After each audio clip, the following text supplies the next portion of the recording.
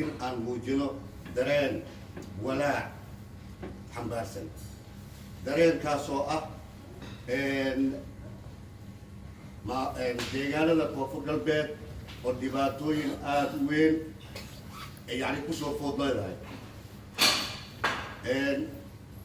gaar ahaan magaalada baydhabo oo ah xaruntii beelgaarka ee koonfur galbeed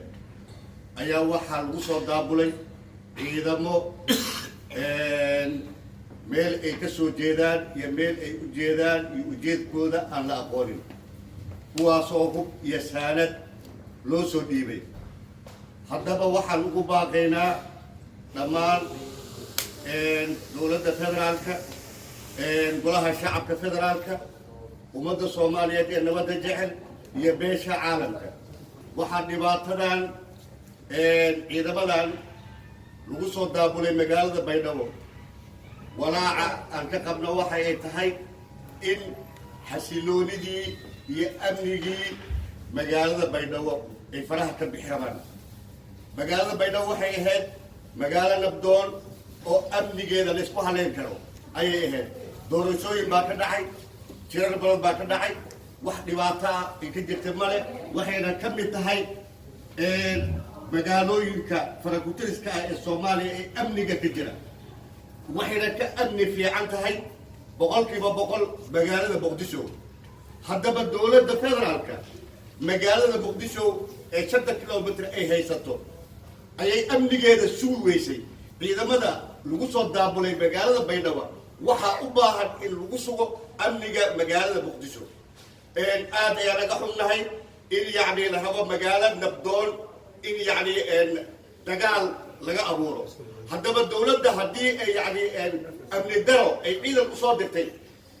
amni meel amni ka jira hadday ciidan usoo dirtay haddii amni dara ka dhacda maxay usoo diraysaa dowladda federaalka meel amni ka jira ayay waxay usoo dirtay ciidamo haddaba haddii amni dara ka dhacda maxay soo diraysaa waa su-aal aan weydiinayo dowladda federaalka maxaa yeelay magaalada baydhabo oo magaalo nabdoon oo amnigeeda la isku haleyn karo oo amni ka jira ayay ahayd ciidan bay usoo dirtay si yacni amniga khalkhal loo geliyo haddaba haddii amni dara ay ka dhacdo magaalada baydhabo dowladda maxay usoo diraysaa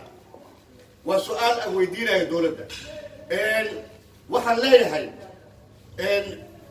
walaalaha hadlay ama maamul koonfur galbeed ha ahaadaan wasiiradii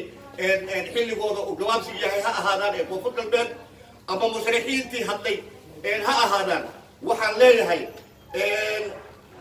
oo cambaareeyey xildhibaanada federaalka ee koonfur galbeed u masala baarlamaanka federaalka waxaan leeyahay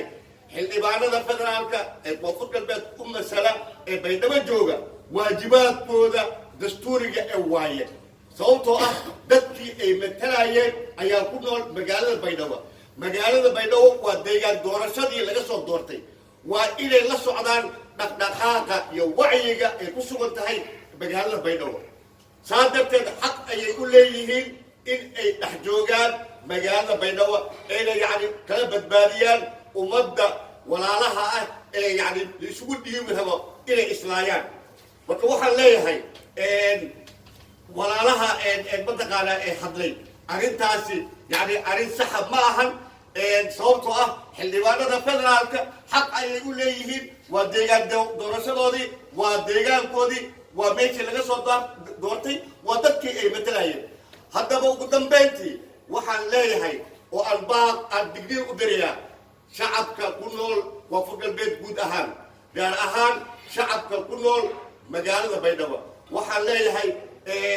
foojignaada amniga ilaaliya amnigiina ilaashada foojignaada maxaa yeelay waad u jeedaan xaaladda amni dara ayaa soo socota saa daraaddeed waa inaad yacni foojignaataan oo aad amnigiina ilaashataan oo aadna la shaqaysaan